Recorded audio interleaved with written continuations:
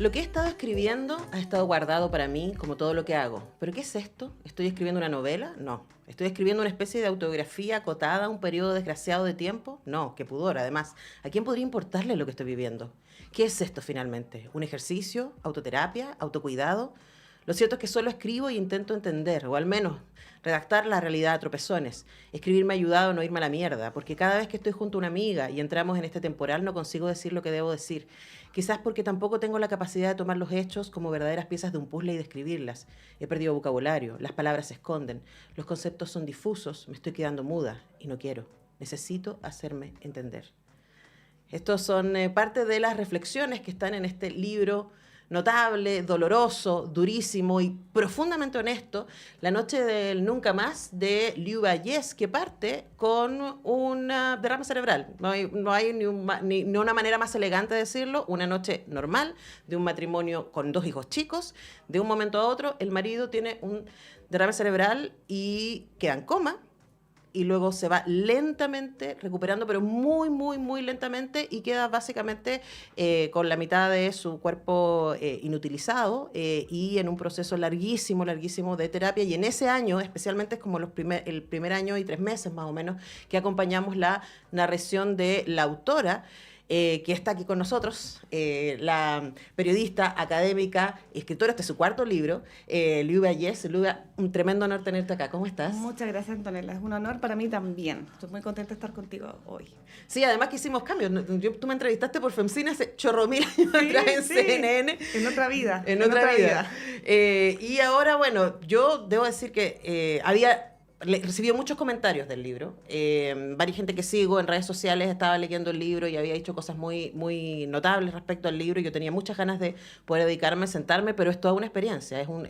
Es duro de leer y es muy valiente. Y lo primero que te quiero preguntar, y escogí eso también, ese extracto sobre el ejercicio de la escritura como un ejercicio de salvavidas, un poco, que aparece en esta escena en estos meses tan terribles que tú nos cuentas en el libro.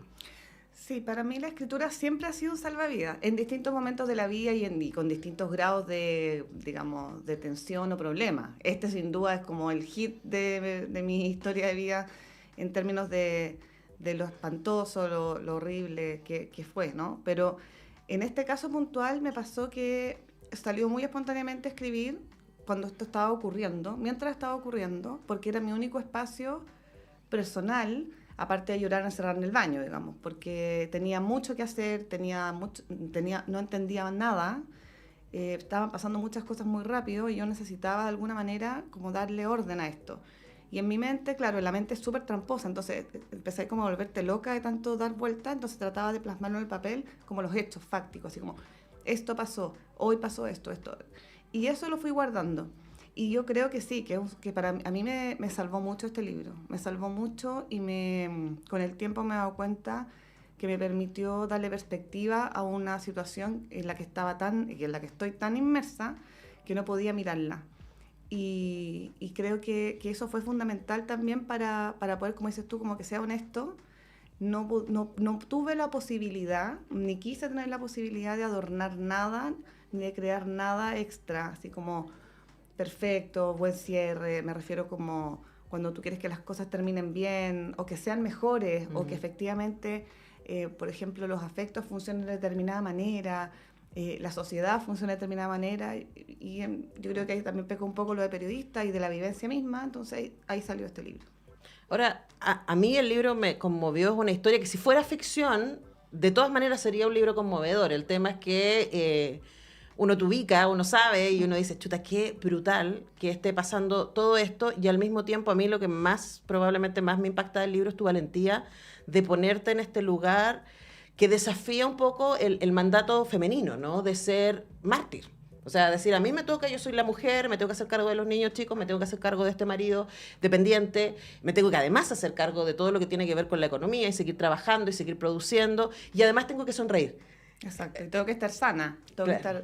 tienes que estar bien para que tu familia esté bien. Sí, me pasa que también con la perspectiva del tiempo, porque este libro obviamente lo escribí hace un rato ya, estaba toda esta idea del sacrificio, ¿no? Ujú. Como de la abnegación femenina, que es una tecla que uno pone sola, que ni siquiera te dicen que la tenés que poner, después te lo dicen reiteradamente, pero en el fondo el primer impulso es cuidar, salvar, ayudar.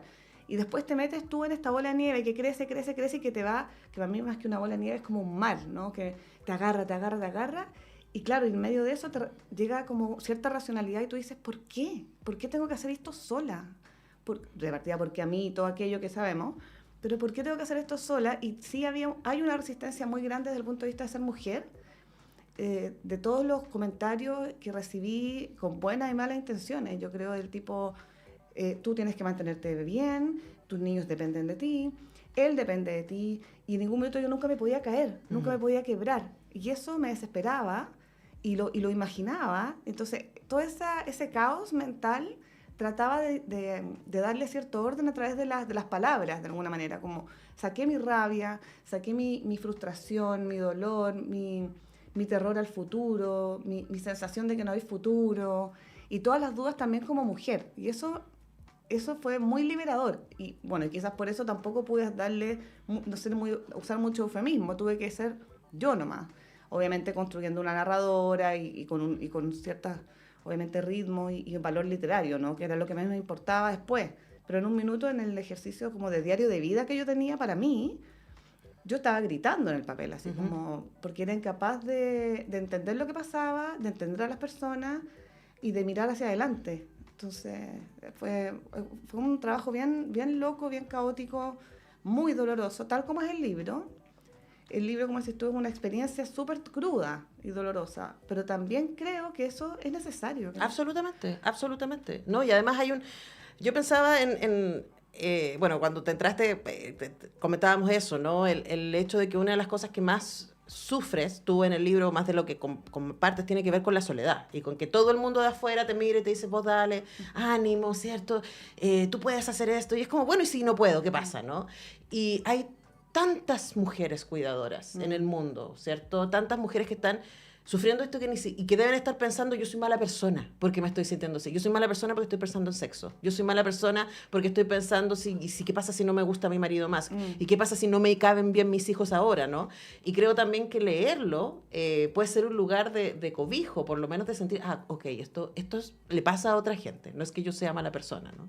Sí, de hecho, una de las razones por las que este libro me pareció que podía ser un libro, que podía ser leído por alguien más que yo misma, porque tampoco lo compartí con nadie, 2 o 3 personas, era eso, que me parecía que la experiencia particular, que era muy jodida y como dices tú, llena de preguntas, que no tenían que ver necesariamente con el rol de madre, con el rol de esposa, sino con ser mujer. Y si quiero hacer esto, de verdad quiero hacer esto, o sea, de aquí en adelante, ¿esto es una elección o está impuesto? Y sentir que socialmente está impuesto y que tú no puedes tomar la decisión y que estás llena de, como mujer, ya está llena de trabas siempre y de obstáculos, pero ahora además hay como cuestionamientos morales de personas que no tienen nada que decir.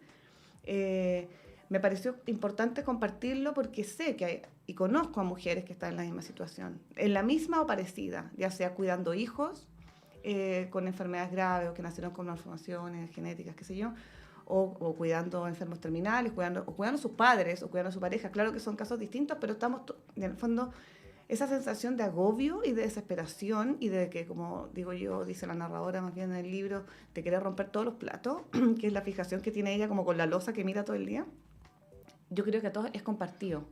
Y me parece que eso le da universalidad a esto, independiente. Puede ser en Chile, puede ser en cualquier parte del mundo, una mujer que tiene que dedicarse 100% a algo y renunciar a mucho más, obviamente se siente encarcelada en algún minuto, por mucho amor que sienta. Sí. Ahora, una cosa que voy a volver sobre esa idea de qué es lo que sostiene, ¿no? Pero a propósito de la escritura y de encontrarse en la escritura, tú también te encontraste mucho en la lectura. Y citas mucho, y es muy bonito también ver cómo a ti te está salvando o te está acompañando, porque no sé si se puede salvar una situación como esta, pero te está acompañando no solamente el hecho de escribir, sino de leer dolores, duelos, confusiones ajenas, ¿no? Hablemos también de eso que para ti es muy importante en el libro. Sí, la escritura en sí es un ejercicio súper solitario, que en este caso se hizo triplemente solitario, y la lectura también. Y yo me encontré justo que estaba leyendo mucho sobre duelo por una cuestión que me gustaba, personal, paradójicamente pasa esto, Y eso empiezo, y yo lo que hacía era que de verdad me compraba libros sobre duelo, pedía recomendaciones, y empecé de alguna manera a dialogar internamente con estos autores y autoras, que son de ficción y no ficción. Ujú. Y empecé a tratar también de buscar respuestas ahí. Y me di cuenta de que yo siempre marco frases en los libros, y después tengo un cuaderno donde las escribo, me di cuenta que eso no tenía que quedar en el cuaderno, tenía que ser parte de esta conversación de L, en el fondo que es la protagonista, consigo misma. Y ahí me gustó mucho ese ejercicio porque sentí que era ir ajustando piezas y eso le daba más sentido todavía a lo que estaba viviendo. Y tú dices que a lo mejor no te salvaba, pero me sostuvo. Me sostuvo tremendamente. Me sostuvieron autores y autoras que ni siquiera conozco y que si algún día los veo, las veo, te juro que los voy a abrazar porque era como, obviamente, súper releídos todos estos pasajes, porque tú sientes ahí que no estás sola en el pensar, en la locura en la que estás metida. Porque la pena sí, la pena es más universal. No sé, uno sabe que si muere alguien todos tenemos un poco de pena y pasamos por ciertas etapas de duelo. Pero cuando tú, en cualquier tipo de pérdida me refiero,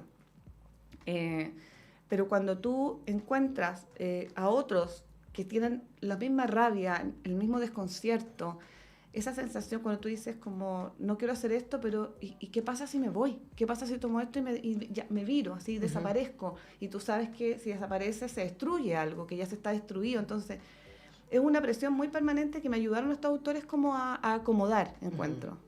Sí, y que me imagino tú estás haciendo ese rol hoy día con un montón de gente que ya el libro está en librería, fue presentado y está siendo leído, y preguntarle también por qué te pasa a ti ahora puesta al otro lado, ¿no? Sin dejar de estar en voy a volver a eso, pero puesta al otro lado en donde hay gente que te está escribiendo a ti diciéndote gracias, Liuba, por acompañarme. Sí, a mí hay una cosa que yo cito en el libro, que es un correo electrónico que me mandó una ex alumna que tuve en pandemia y que creo que fue uno de los hitos más lindos de ese periodo tan negro, que me manda una experiencia personal familiar, como diciéndome, esto me pasó en mi familia y quiero que usted, porque me ha tratado de usted, se dé tiempo, que se cuide. Y en ese momento yo tenía capacidad de pensar en mí, yo no existí por 2 años, estaba como muerta, ya solo ejecutaba.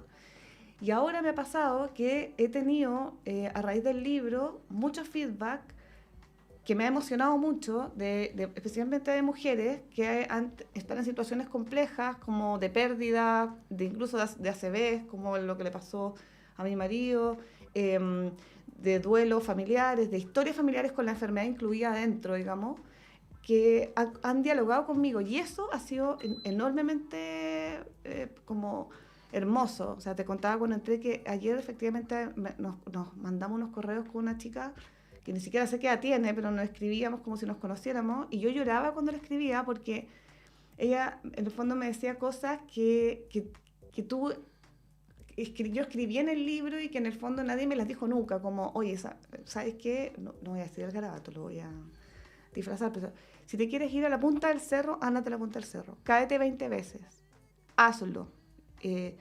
Manda a la punta del cerro a todos aquellos que tú sientes que no te ayudaron, como en el fondo suelta eso. Y eso a mí me dio mucha pena, o sea, me emocioné, pero me dio mucha pena porque efectivamente es todo lo contrario al discurso social, que es quédate ahí, aperra, báncatela. Bueno, lo que te tocó, que yo es como la frase que más detesto en mi existencia, es como, bueno, es lo que te tocó, entonces, bueno, así juego la viroca, al que le toca, le toca. Y en ese sentido creo que esa resistencia que yo presento en el libro es la resistencia con la que vivo también. O sea, yo no estoy dispuesta a que alguien me diga lo que tengo que hacer, y no me gustaría que ninguna de estas mujeres que se está sufriendo o lo está pasando mal y ya no da más porque ha entregado todo, crea que tiene que quedarse porque otros le dicen que tiene que quedarse. Estamos conversando con Livia Yes a propósito de este libro, La Noche del Nunca Más, editado por Six Barral, Planeta, lo pueden encontrar, Livia. A propósito de eso que decías, ¿no? Yo celebro mucho eso del libro, de que también expones ese discurso, ¿no? De alguna manera la desidia, ¿cierto? Y la falta de empatía, de dictar desde el lugar de la comodidad, desde quien no está en el dolor, cómo se supone que el otro debería actuar, ¿no? Y creo que es muy poderoso lo que tú haces en términos de decir, estoy cansada, no quiero, tengo pena, tengo rabia, tienes mucha rabia.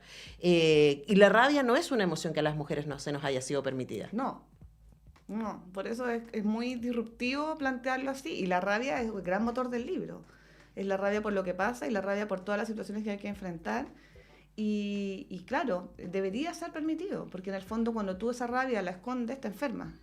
O sea, algo te va a pasar, ¿no? Ujú. Entonces, me parece que, como decías tú, la experiencia de lectura es dolorosa, pero es una experiencia distinta. Es un viaje a todas estas emociones y yo siento que el lector puede acompañar a la narradora en toda esa vivencia y padecerla también, ¿no? Con ella y de repente reírse así en algunos minutos, pero sobre todo estar y quizás también tratar de entender Ujú. cómo es ese mundo en el que, pucha, si no me hubiera tocado yo de verdad no tenía idea. Sí, pues, y bueno, y la literatura, como el cine, son esas grandes máquinas de empatía que nos permiten entrar ahí.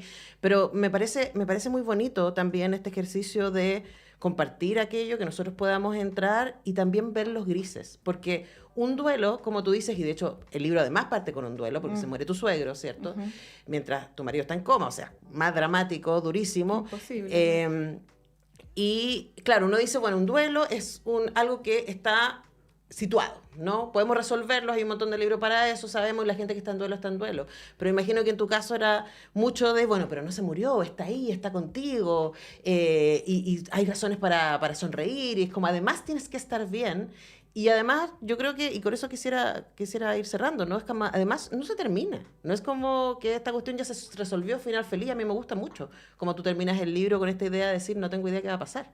No, porque no hay happy ending acá. O sea, si bien no hay una muerte, sí se muere algo, sí se pierde algo enorme, sí se quiebra una familia. O sea, yo cada día me convenzo más de que esta historia efectivamente es una explosión y esa explosión significa que pasa por distintas etapas, etapas desesperadas, etapas en las que tú quieres salvar, etapas en las que quieres reinventarte y nacer de nuevo. Pero también está la pregunta de, ¿podemos? ¿Se puede? Que eso no está en el libro, por supuesto, sino que más es la experiencia vital. Y creo que los grises son súper importantes para entender no solo este libro, sino que este tipo de experiencias. Porque en el fondo nadie está ahí, tú solamente estás ahí. Ujú. Y tú sabes cuánto significa o no. Y tú también decides cómo vas a seguir viviendo, qué vida vas a tomar, ¿no? Y ese, claro, ese es otro libro, digamos, no sé Sí. si lo escribo alguna vez. Sí, pero me parece potente también, o sea, creo que este libro tiene muchos, múltiples lectores y lectoras posibles. Hay un público que sin duda va a ser muy poderoso, todos los cuidadores y cuidadoras que van a decir, qué bueno que alguien lo puso por escrito. Y para quienes no hemos estado en esa experiencia, poder ser más empáticos, poder decir qué dolor, qué difícil, que no hay cómo juzgar esto, ¿no? Que quién es uno, no hay cómo juzgar esto. Y creo que también necesitamos mucho más de eso, especialmente en este momento que estamos poniendo en cuestión, ¿cierto? Nuestras maneras de habitar el mundo y nuestras maneras de querernos y nuestras maneras de mirarnos. Estos grises que tú compartes acá, y yo te agradezco mucho, mucho, mucho por compartirlo y por la valentía también de no temer ser antipática en algunos momentos. Hay un momento en que tú dices, mis hijos me tienen chata, y es como, Pero me todas imagino, las madres piensan eso. estoy segura, pero no todas la escriben.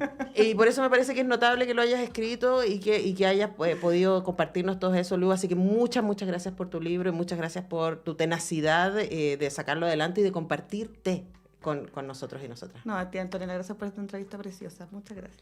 Bueno, el libro está en librerías. Yo de verdad se lo súper, súper recomiendo. La noche del nunca más. Nosotros tenemos que ir a la pausa y ya regresamos.